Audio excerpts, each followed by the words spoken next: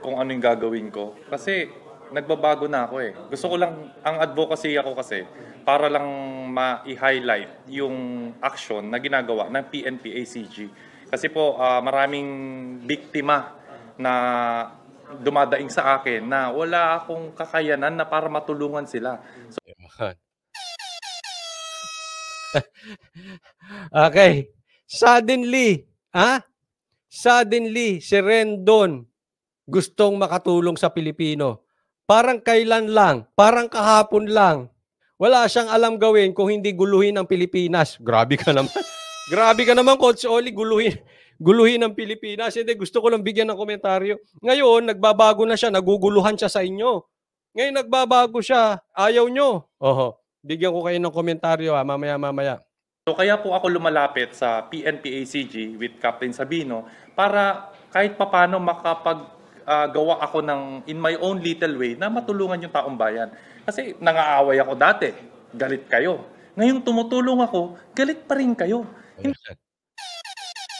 Yung statement niya, nangaaway ako dati, galit kayo. Tumutulong ako, galit kayo. Sino bang nagagalit? Taas nga ang kamay ng mga nagagalit kay Rendon. Hindi, yung totoo lang Yung totoo lang po. Feliz Nel, maraming salamat sa kusang loob at sa pag-sponsor ng live na to. Thank you po. Ayan to, patuloy to nag-sponsor sa atin. Maraming salamat, Feliz Nel. O sige nga, sino yung mga galit dito? Tingnan natin kung aamin itong mga ito. Sabi ni Gina Mix, paano wala ka ng platform? Oh. Sige nga, tingnan natin. Sa tingin nyo ba okay yung ginawa ni Rendon? Sabi ni BLM25, forever hole yan. O, Gina Mix Videos, galit ako sa kanya, Coach. JB Balon, hindi galit, nakakatawa nga eh. Ayan. Sige, basahin nyo na lang kung sino-sino yung mga galit Eto sa akin, nasabi niya, nagbabago siya. Nangaaway siya, galit kayo, tumutulong siya, galit kayo. Eto yon Rendon, sabihan kita. Palagay ko, first time kong ikinontent kita. Kasi hindi ko ugaling makisawsaw sa mga topic na mga wala namang katuturuan sa bansang Pilipinas. No? Paminsan-minsan, wala namang masama, pero hindi gagawing araw-araw parang yung ginagawa nung iba na parang araw-araw ang topic si Tito Vic and Joey. Okay? Kung wala namang katuturan sa Pilipinas. Ito lang masasabi ko, ngayon lang kita sa aking pagkakaalala, ngayon lang kitang tinapik. At ito sinasabi ko sa iyo, Rendon, mayabang ka pa rin. Napakayabang mo pa rin. Kahit nagbago ka, tinan mo una hindi mo inaming nagkamali ka dati. Hindi mo sinabi na mali ka. Para mo lang inaano, dati ganito ako, ngayon ganito ako. Saan ba ako lulugar? Tingnan mo. Yung salita mong yan, kayabangan yan. Kung talagang gusto mong magbago, eto yun. Naniniwala ako ang tao nagbabago. Ako rin marami akong nagawang kasalanan. Marami akong mali. Pero pag ikaw ay nagbabago, tanggapin mo kung ano yung maririnig mo. Tanggapin mo na hindi agad maniniwala ang tao sa'yo. Hindi, kahapon, rapist ka. Halimbawa lang to, kahapon rapist ka. Ngayon, nag-decide ka na hindi ka natitingin sa babae. Tapos gusto mo paniwalaan ka ng taong bayan. Tatandaan po natin, sa Diyos at sa tao, ang palagay ko, sa aking opinion, dapat pinapatawad natin ng tao. Binibigyan natin ng tao ng tsansang magbago. Pero sa bawat kasalanan, sa bawat mali, may consequences. Yan po tatandaan natin, sa Diyos o sa tao. Nang rape ka kahapon, hindi ibig sabihin ngayon, ayaw mo namang rape, ayaw mo na tumingin sa babae, hindi ka makukulong. Naintindihan rin doon? Kasi yung pagbabago mo, walang humility. Ang totoong pagbabago, may humility. Mayabang ka. Hindi mo masisisi yung mga tao. Kung ang tingin sa'yo, kaplastikan niyang ginagawa mo, for the views pa rin. Ngayon, eto yon. Ang trust, ang respect, hindi yan nakukuha overnight. You have to earn it. Lalong-lalo na galing ka doon sa mali na hindi mo man lang inamin. But sa iyong salita, parang inaamin mo, pero sa kayabangan mo, hindi mo siya matapat na mali ka. Una, dapat aminin mong mali ka. Pangalawa, sabihin mo magbabago ka. Kailangan sa lahat na nagbabago, kailangan magkasama yan, repentance and humility. Without repentance, without humility, wala din. Naiintindihan? At don't force people to suddenly believe you. Hindi ganun. It is your responsibility ipakita sa tao na yung pagbabago mo ay galing sa puso at totoo. Hindi mo yan makukuha ng linggo, araw, baka taon ka abutin yan. Pero kasalanan mo yan eh. Ikaw ang naglagay dyan. Ako, naalala ko naiko-compare ko to kay kay Vlogger 3-0, yung 3 beses natalo, tapos 3 beses din ata nag-take ng bar. Kasi lahat sinasawsawan mo eh. Meron din ako mga kasamahan na ganyan na vlogger. Nung natapos, hindi naman talaga totoong political vlogger. Ano sila, sausaw kung saan ang topic. Tapos pag kami eleksyon, babalik sa politika. Tapos pagdating no, aalis na naman. Lahat sinasawsawan mo. You cannot blame people kung tingna ka. Earn it. It's your responsibility. Don't blame people. Ang hirap sa mga nagbabago eh. Hindi ko sinisisi. Tama magbago, lahat kayo magbago. But sa bawat pagkakamali, sa bawat kasalanan, lagi nating tatandaan, kasama ang consequences. You have to accept it. You need to have an humble heart. Hindi yung basta, nagbabago na ako, kayo, mga kayo. Hindi ganun. Hindi ko na alam gagawin ko eh. So yun lang, wala po akong planong maipagkompetensya. Huwag kang pa-epal. Ayan ang sasabihin ko sa'yo. Gawa ka ng mabuti, huwag kang epal kung saan-saan. Ay, lahat sinawsawan mo eh. Parang yung abogadong basta maisingit si Tulfo, sisingit si Tulfo. Ikaw ganun. Yun ang gawin mo, tingnan mo. Kung hindi ka paniwalaan ng tao. Kahit sino man. Oo, alam ko, vlogger, kailangan maingay. Pero pwede ka namang maingay na may tamang ginagawa eh. Bigyan kitang halimbawa, bakit si Sas maingay pero gusto ng tao? Except dilawang ka. Bakit si Banat Bay? Maingay, gusto ng tao. Except tanso ka. Or ikaw yung vlogger na walang makontent. Kaya siyempre, gagawin mong content to mga ito para kumita ka. No? Diba? Ang gusto ko po sana magkaisa ang buong Pilipinas para ma-spread natin yung awareness na malaking problema po ito. Marami pong napapahamak. So yun lang po ang akin. So yung boses po ng bayan ay para sa atin pong lahat yan. So gusto mo lang boses ng taong bayan. Maraming napapahamak. Bigyan kita ng style para maniwala ang tao. Hindi mo kailangan pumunta dyan. Pwede mo namang i-report yan nang hindi ka umi-epal doon. Tatandaan po natin yung epal, dikit sa balat mo. Okay? So you cannot blame the people kung ang tingin nila sa'yo, epal ka pa rin. Naiintindihan? Okay, posibleng hindi ka umi-epal ngayon. Posibleng totoo. Antayin mo. Huwag mo silang diktahan. Dahil pag nakita nila ang pangalang Labrador, ang Rendon, ang dating epal. So, punta ka na lang dyan. Pwede mo namang hindi ka sumama sa raid. Pwede mo namang antayin, saka mo i-vlog. Magbigay ka ng komentaryo gaya ng ginagawa ng maraming political vloggers. Ngayon, kung gusto mo pa rin sumama sa mga raid, problema mo yan. Pero, epal ang kalalabasan mong talaga. Yan, magtulungan lang po tayo. Yeah, and when he approached me during that time, way back, I think a week before that, nag-lay down siya ng card sa akin na ito yung gusto niya, yung foundation niya. Sabi ko nga, Rendon, be nice. Sumusunod naman. So, meron akong tanong. Meron ba akong di alam? Hindi, nagtatanong lang ako kasi Ang ganda ng kanilang samahan, same na ka-red. Hindi, tatanong lang. Meron ba kaming di alam? Kung gusto niyang tumulong, pwedeng hindi sa raid. Hindi mismo doon sa raid itself. Ang daming paraan. Alam niyo po, ma'am, pag gusto, maraming paraan. ako kasi, personally, Sabi ni Zocat Vlogs, collab yan. Uy, Wala. Ikaw kasi, I believe in second chances. yes, I believe. Pero you cannot force people to believe na nagse-second chance. Yun yung in-explain ko kanina. Kailangan ng gumawa ng paraan yung may kasalanan, yung nagkamali. Kasi ganito yan eh. Yung iba, gusto magbagong buhay. Ang gusto nila, mauna, magbago yung external. Hindi po. Sa lahat ng pagbabago, ang unang inuuna, puso. Tandaan nyo yan. Pag hindi na bago ang puso at binago nyo external, wala din kapupustahan yan. Halimbawa, addict ka or malakas ka magsigarilyo. Unless ayusin mo yung puso mo, walang mangyayari. Halimbawa, itinigil mo yung pagiging addict mo. Pero dahil lang para balikan ka nung asawa mo. Pag ganun ang purpose mo, pag balik nung asawa mo, balik ka rin sa pagiging addict. Bakit? Ang ibinago mo external eh. Hindi yung puso. Unang binabago yung puso. At huwag niyong babaguhin yung tingin ng tao sa inyo. Hindi niyo control. You control what you can control. Outside of your control, you leave it to God.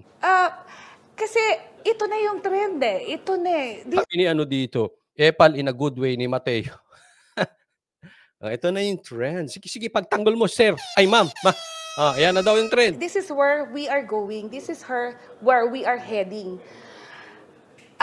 Hindi naman, iba kasi yung tema ng news, iba yung vlogger. So, ang concern natin dito primarily, for me, is to have as Ano concern mo, ma'am? many rich, mas madaming abutin. Daming mayaman. Many rich. Concern ko dito, many rich. Maraming yayaman dito.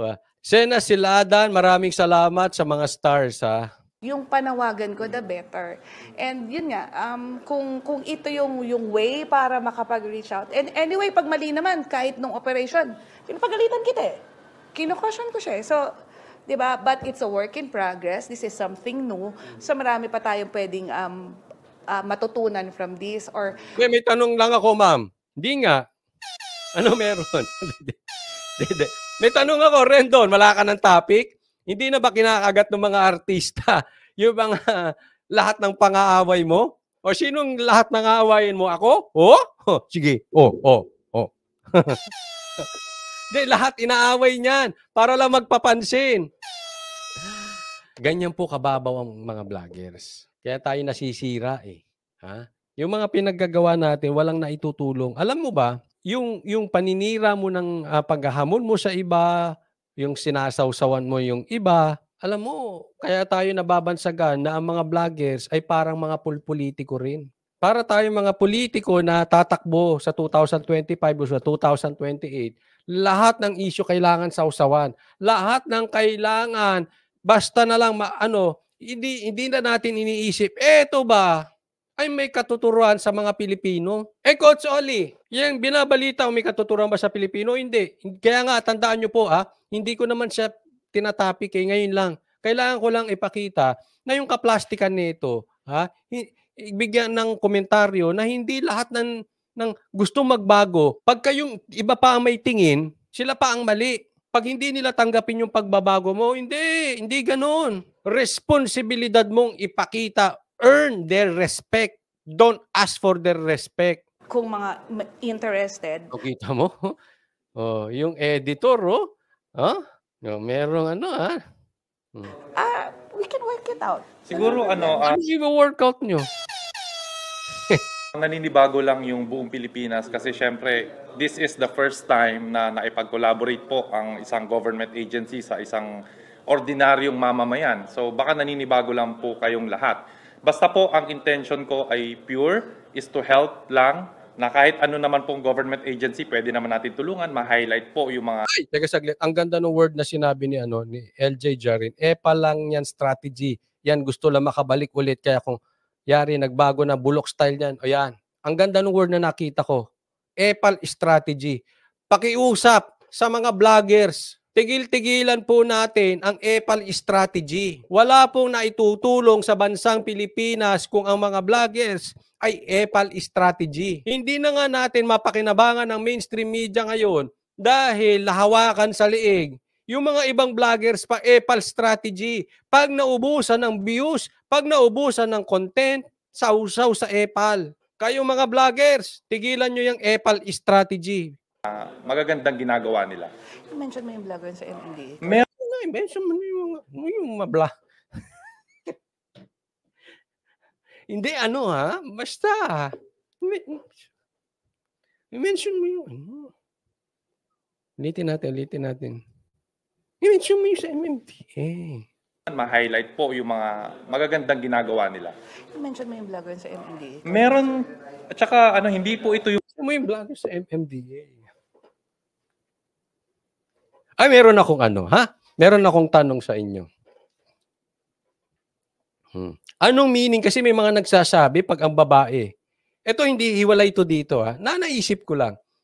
Anong ibig sabihin pag ang babae gumano ng buhok?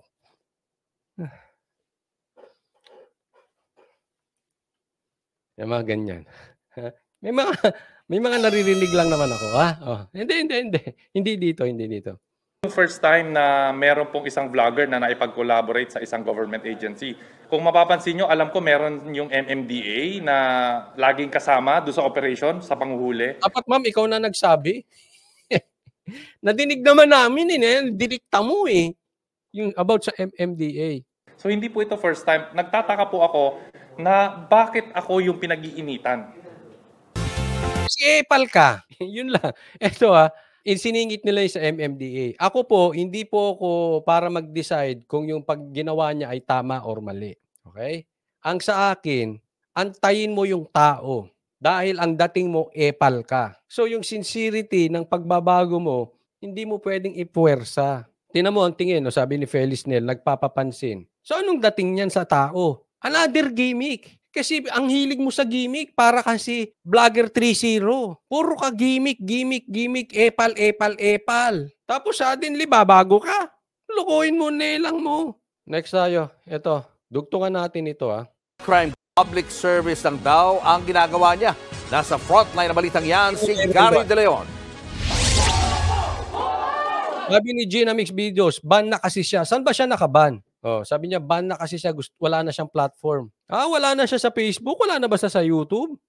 Kayo mga Pilipino, kaya ganito pasensya na po, magsishare mo na kung konti. Huwag po kasi tayong mahilig sa chismis. Kasi kaya patuloy na halimbawa sa eleksyon, patuloy na nananalo yung mga politikong may pangalan at nagsasayaw pag nagpe-perform, pagka may kampanya. So, yung mga yan, patuloy na magsasayaw. Etong mga vloggers na ganito, pag patuloy, kahit mali yan, tatandaan po natin, marami sa vloggers hindi yan titingi sa mali or tama.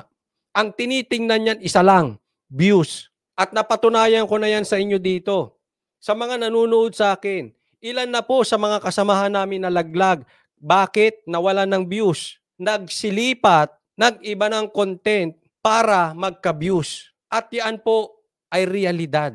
Hindi ko po nilalahat. Meron pa ring taong nakatingin sa tama at mali. Pero pag patuloy tayo na mahihilig sa chismis, yung mga ganitong style nila Rendon, hindi natin maano yan. Tutuluyan nila yan. Ban na Google Coach lahat, wala na siyang social media. Ayan, sabi ni Gina Mix Videos. Ban na siya.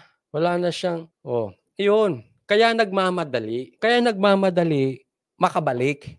Naban nung dati, di ba? Gusto niya mabalik yung dati niya. Ngayon, pinatulan pa. Hindi ko alam. Isipin mo, itong mainstream, pinatulan yung isyong Rendon. Yung Okada, wala. Minsan, naguguluhan na ako talaga Yung issue na lang Romualdez sa Okada, wala.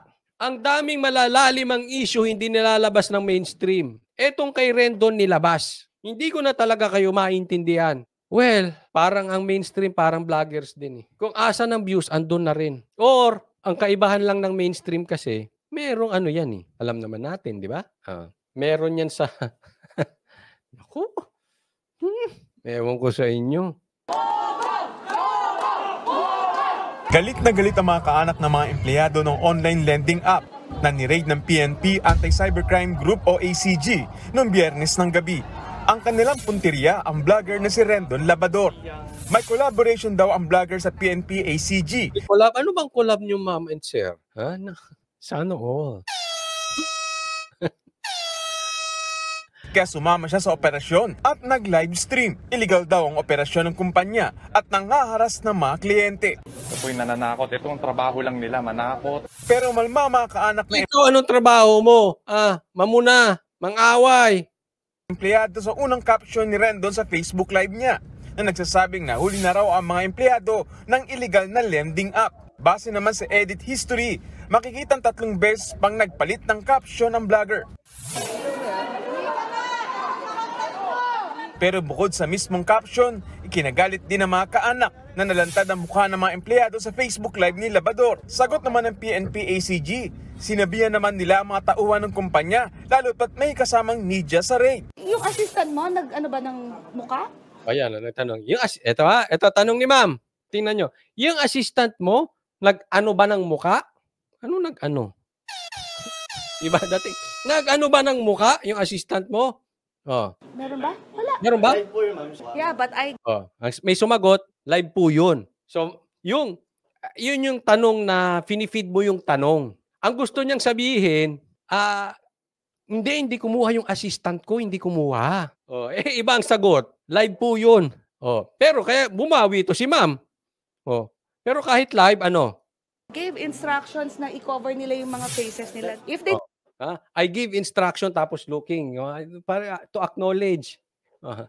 Nagbigay ako ng instruction, takpan nila yung mukha nila. Tapos tingin. 'Di ba? Parang ganoon eh.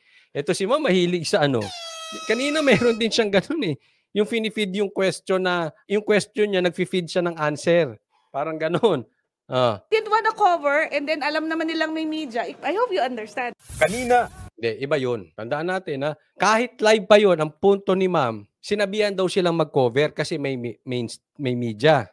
So kung hindi sila nag-cover, hindi, iba. Kasi posibleng may nakuhanan siya sa labas or meron na siyang nakuha ng iba. At live po kasi ang vloggers. Okay? Hindi katulad sa mainstream, pag may tinamaan, pwede nilang sabihin, katin mo yan. Eto live. Pag wala na yun. Kita na yun. Yun ang difference. Kahit sa election, ganyan eh. Kaya mas maraming nakuha ang mga vloggers. Kaya nga may mga mainstream, alam ko, galit sa amin. Bumabawi, ang lakas kumain. Unahan ng mga vloggers kumain. Pero iba kasi yun. Legal po yung election campaign. Eto iba. Ipinahiya mo nang wala pang karampatang desisyon. Paano mo i-edit? Live yon. Sige nga, nai-edit ba live? Nakapost na eh. Ang dami nang nakakita. Naman, bulain mo yung iba. Huwag mong bulain yung mga vloggers. Alam ko ginagawa mo. Rendon. Epal kang talaga. Paano coach kung nagbabagong buhay siya? Di good for him. Actually, inahamon ko siya na magbagong buhay. Pero, huwag niyang madaliin ang taong bayan. Kung puro ganyan pa gagawin mo, lalo mong dinadagdagan yung kaipalan mo, Rendon. magkasamang humanap sa media sina Rendon at tagapagsalita ng PNP-ACG na si Captain Totoo, Garski, harangan ka pa ng camera nila. Ganyan yan. Ang liliit na nga nung camera namin. Polibhasa, malalaki yung camera nila. Sisingit ng sisingit. Di ba? Ganun yung mga media. At least, yung cellphone namin, kahit maliliit at mumurahin, amin yun. Yung camera mo, hindi naman sa'yo yan, sa boss mo. May galit ka sa mainstream. Hindi. May naalala ko yung yung isang babae ng isang mainstream na galit kay PRRD na niloloko pa nga sa akin dati. Sumisingit.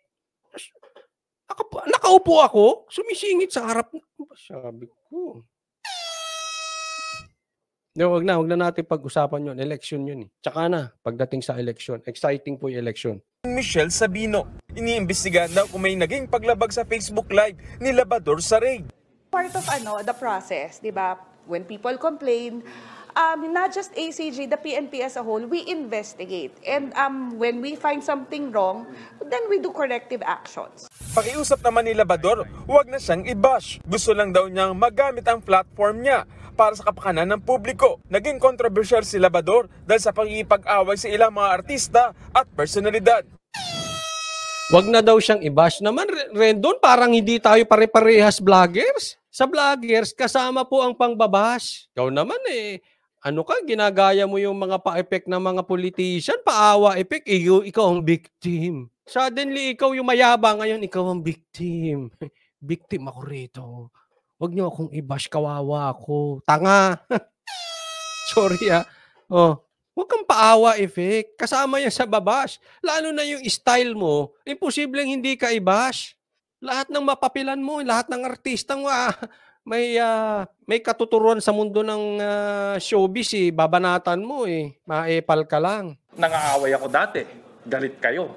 Ngayon tumutulong ako. Galit pa rin kayo. Tapos na yan. Well, anyway, ako ayokong Again, hindi ko sinasabing may masama na magbigay ng komentaryo sa artista. Lalo't-lalo political vloggers ka. Hindi ko po sinasabing masama yon. Ang sa akin lang, pag inaraw-araw mo na, kitang-kita na motibo mo.